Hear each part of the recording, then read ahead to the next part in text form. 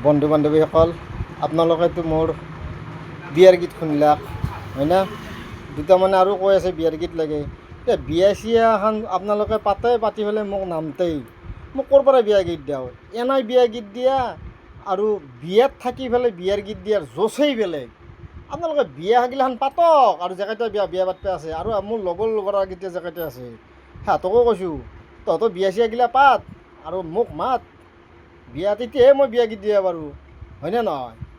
বাৰু আচ্ছা, next time মই বিয়াৰ গীত দিয়াৰ কাৰণে চেষ্টা কৰিম।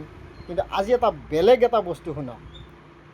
এইটো কিহৰ মাত ক'বচোন, আৰু কেইটাই মাতে সেনেকৈ?